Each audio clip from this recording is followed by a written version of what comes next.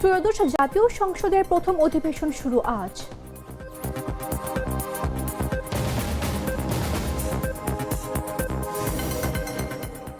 নারায়ণগঞ্জের সিদ্ধিরগঞ্জে বালুরঘাটের দখলকে কেন্দ্র করে বিএনপির দুপক্ষের সংঘর্ষ, আহত ৫।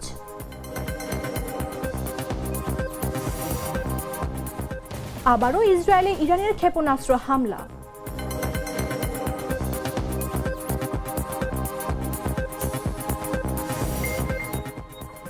কৌশলগত মজুদ থেকে ১৭ কোটির ব্যারেলেরও বেশি তেল ছাড়ছে যুক্তরাষ্ট্র।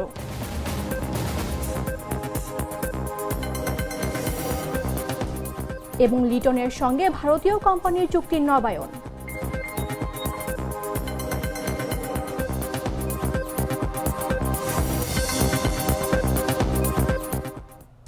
আমন্ত্রণ বেলা ১১টা নিউজে, আপনাদের সাথে রয়েছে আমি মামদুহা রাইসা। বদলে ফেলেছি, এবার আপনিও বদলে ফেলুন।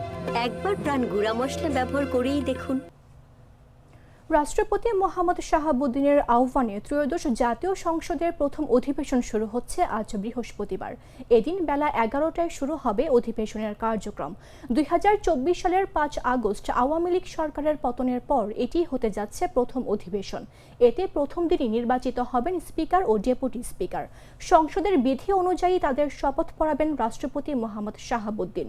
এছাড়া তিনি সংসদে ভাষণ দেবেন।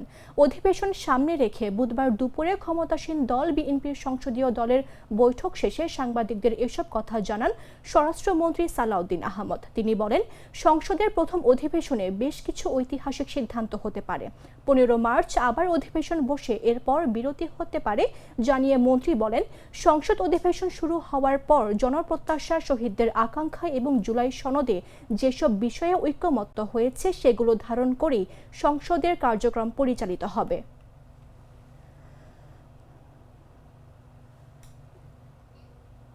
বেসরকারি শিক্ষা প্রতিষ্ঠানের অধ্যক্ষ, প্রধান অধ্যক্ষ, প্রধান শিক্ষক, সুপার, উপাধ্যক্ষ, সহকারী প্রধান শিক্ষক ও সহকারী সুপার নিয়োগের বিজ্ঞপ্তি সংশোধনের উদ্যোগ নেওয়া হয়েছে।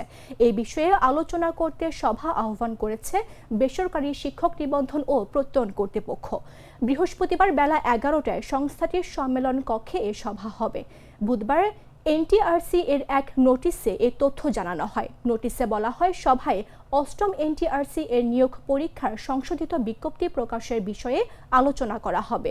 এছাড়া পরীক্ষার প্রশ্নপত্র প্রণয়নকারী ও পরিশোধনকারীদের তালিকা চূড়ান্তকরণ এবং প্রশ্নপত্র প্রণয়ন ও পরিশোধনের জন্য সেমিনার বা প্রশিক্ষণ কর্মশালা আয়োজনের বিষয়েও আলোচনা হবে।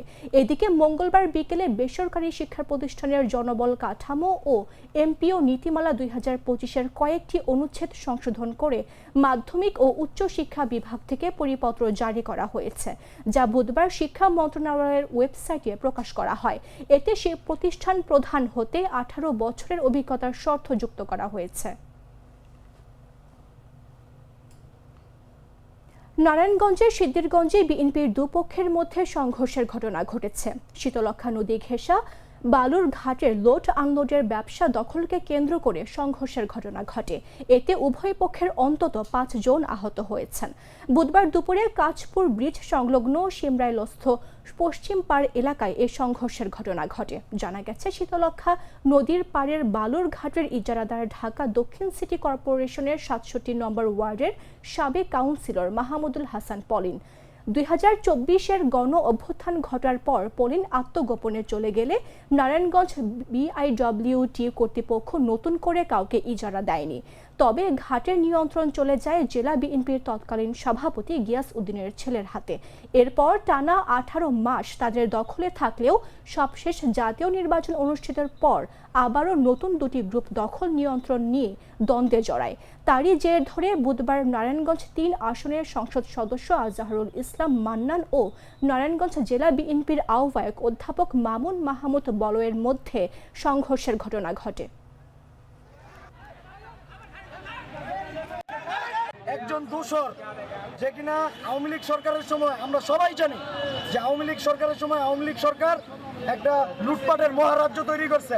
ওই লুটপাটের মহারাজ্যের অংশ হিসেবে Pauline, commissioner Pauline, Fazle Noor Tapas, মিল্লা এই বিআইডব্লিউটি এর সদরঘাট থেকে বর্মি স্ট্যান্ড পর্যন্ত অবৈধভাবে মামলা দিয়া এইটার থেকে এখনো তারা দখল করে রাখছে।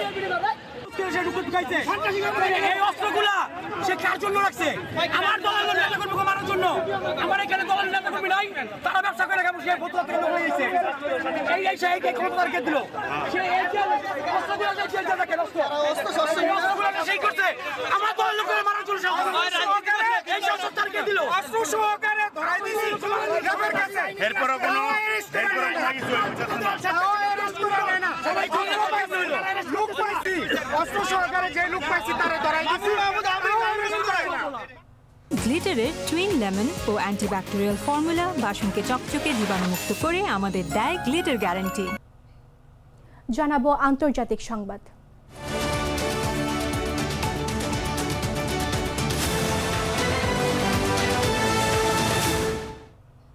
ফের ইসরায়েলে ক্ষেপণাস্ত্র হামলা চালিয়েছে ইরান। সামাজিক মাধ্যম এক্সে এক পোস্টে ইসরায়েলি সেনাবাহিনী জানিয়েছে কিছুক্ষণ আগে ইসরায়েলি ভূখণ্ডের দিকে ইরান থেকে ক্ষেপণাস্ত্র নিক্ষেপ করা হয়েছে। ইসরায়েলের প্রতিরক্ষা ব্যবস্থা হুমকি প্রতিহত করার জন্য কাজ করছে বলে জানানো হয়েছে। ইসরায়েলের হোম ফ্রন্ট কমান্ড জনগণকে আশ্রয় কেন্দ্রে যাওয়ার জন্য পরামর্শ দিয়েছে। পরিস্থিতি স্বাভাবিক না হওয়া পর্যন্ত সবাইকে নিরাপদে থাকার আহ্বান জানানো হয়েছে।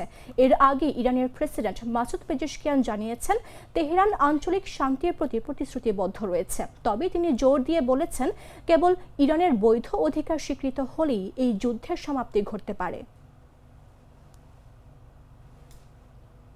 ইরান যুদ্ধ কেন্দ্র করে মধ্যপ্রাচ্যের জ্বালানি সরবরাহের ধাক্কা লাগায় বিশ্ববাজারে তেলের দাম দ্রুত বেড়ে গেছে।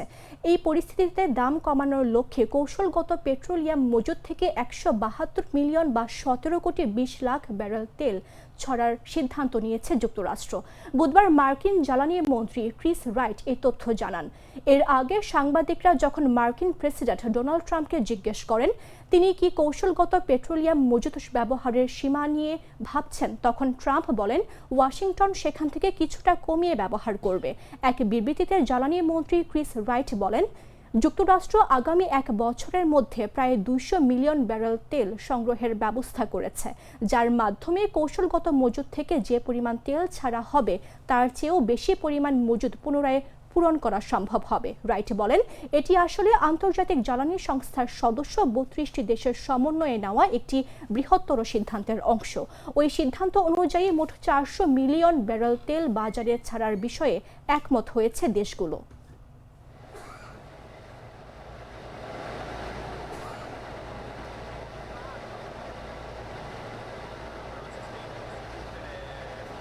রোজকার সাধারণ খাবার এখন হবে অসাধারণ। প্রাণ স্বাদের মশলা, স্বাদ বাড়ায়, ঘ্রাণ ছড়ায়। সংবাদ শেষ করব খেলার খবর জানিয়ে।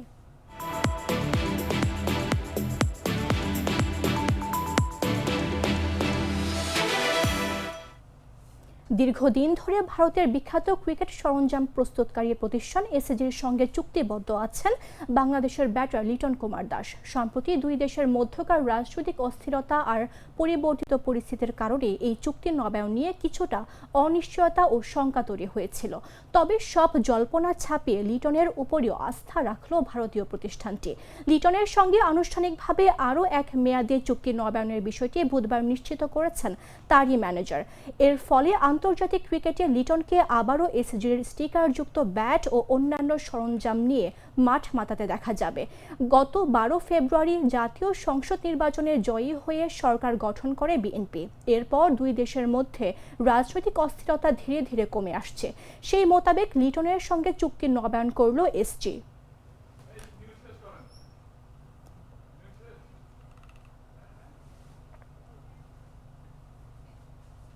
সংবাদ শেষ করার পূর্বে শিরোনামগুলো জানিয়ে দিচ্ছে আরও একবার।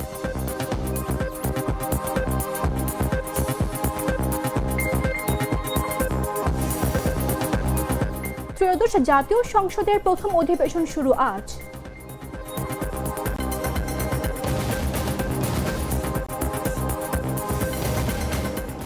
নারায়ণগঞ্জের সিদ্ধিরগঞ্জে বালুরঘাটে দখলকে কেন্দ্র করে বিএনপির দুপক্ষের সংঘর্ষ, আহত 5।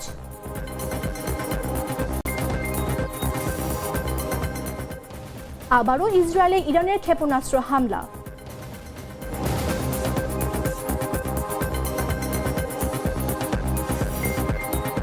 কৌশলগত মজুদ থেকে 17 কোটির ব্যারেলেরও বেশি তেল ছাড়ছে যুক্তরাষ্ট্র।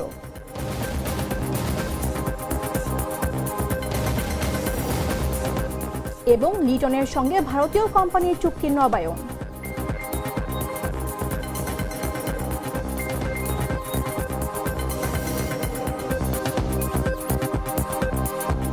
দর্শক, এই ছিল এখনকার মতো। প্রতি মুহূর্তে সর্বশেষ খবর জানতে ভিজিট করুন jagonews24.com। ফলো করুন আমাদের ভেরিফাইড ফেসবুক পেজ এবং সাবস্ক্রাইব করুন জাগো নিউজের ইউটিউব চ্যানেল। ধন্যবাদ সবাইকে।